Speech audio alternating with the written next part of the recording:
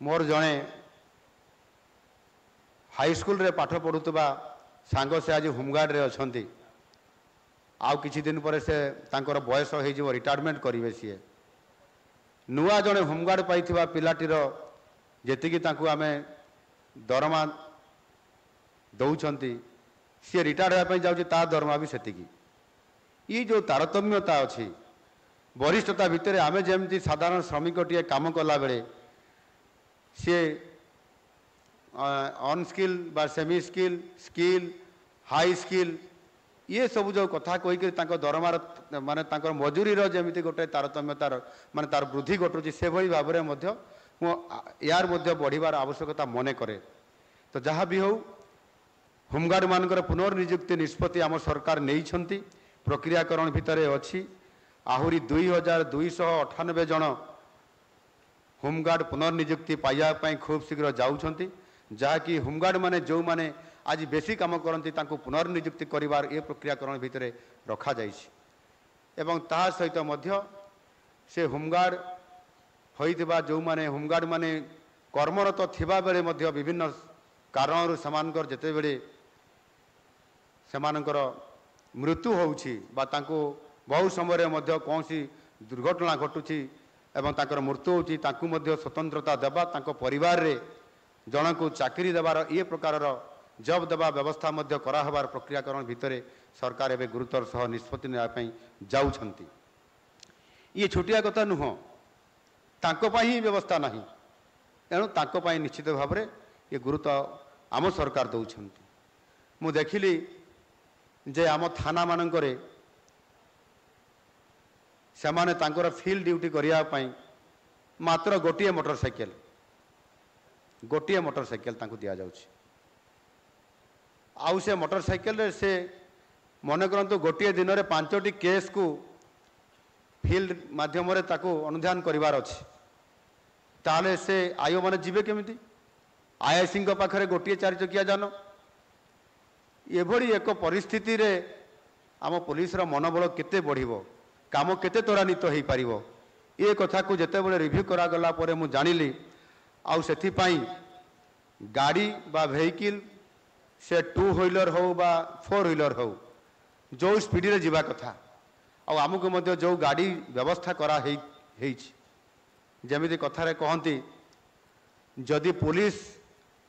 चोर को धरिया पई जदि डाले डाले जाउछि ताले चोर निश्चित भाव में पतरे पतरे जाउछि ता पाखरे जो गाड़ी अच्छी पुलिस ताको धरि पारिबो एणु से भली परिस्थिति रे आमको मध्य एबे आमको उल्टा तार काम करिया पई पड़िबो जदि चोर डाले डाले जीवो ताहले पुलिस पतरे पतरे जीवा दरकार और तार स्पीडी अधिक स्पीडी हेबा दरकार चोर को धरिया पई बेसी समय लागिबो नाही एणु सर्वप्रथमे आमे 4 व्हीलर वेहिकल रे व्यवस्था करिबा पई जाउछु अधिक परिमाण रे एवं स्वतंत्रता भाव रे गोटे थाना रे मध्य आईआईसी पाखरे गोटे 4 व्हीलर रहिले आउ गोटे त्वरित पदक्षेप नेबा पई आउ गोटे 4 व्हीलर गाड़ी मध्य करिबा पई चिंता आम सरकार करूचंती एवं ताहार सहित मध्य जो आयो माने इंचार्ज ऑफिसर माने जो मान को जो केस दिया जाइतबो ताहार जेते बेले फील्ड रे तांकर काम रहिबो इनक्वारी रहिबो समानकु जो मोटरसाइकेल रो जो गोटे मोटरसाइकेल अछि सेतिरे प्रति थाना रे एएसआई एसआई एवं आईआईसी पर्यंत बा ओआईसी पर्यंत ऑफिसर इंचार्ज पर्यंत जेते जन थिबे समस्त गोटे गोटे मोटरसाइकेल तांको नुआ दिया जिवो एवं तांकरी नारे दिया जिवो एवं जो थाना को जे से जीवो से थाना को से नहीं करी से मोटरसाइकेल जीवो ताले निश्चित भाव में तार मनोबल बढ़िबो आम काम रे त्वरान्वित होई पारिबो सेथि पई हमकु 9000 मोटरसाइकेल रो जो आवश्यकता अछि 9000 मोटरसाइकेल खूब शीघ्र दिया जाउछि आमर जो ईआरएसएस अच्छी से 1243 जन को मध्य पोस्टिंग दिया जबार ये योजना चली 10 मेडिकल कॉलेज रे आउटपोस्ट नथिला से आउटपोस्ट बा फांडी से बर्तमान डिक्लारेशन करा जाय कि दिया जबार रखा जाइछि ता सहित आपनकर जो सबुठार गुरुत्वपूर्ण काम जेते बळे आपनकर प्राकृतिक विपर्यस्त होउछि बन्या बात्या मरुड़ी विभिन्न कारण से समय विशेष करी आमर ओड्राफ्ट यूनिट्र बहुत आवश्यकता दरकार अच्छी एवं 20टी यूनिट अच्छी आउ कारण आज ओडिशा आज निश्चित भाव में ये कम बहुत आगे अच्छी तापर या आवश्यकता को अधिक मन करी प्रति जिले गोटे गोटे ओड्राफ्ट टीम रहिबार चिंता करिक आम सरकार आहुरी 10टी ओड्राफ्ट यूनिट घोषणा करने कार्यकारी करने जाउछंती।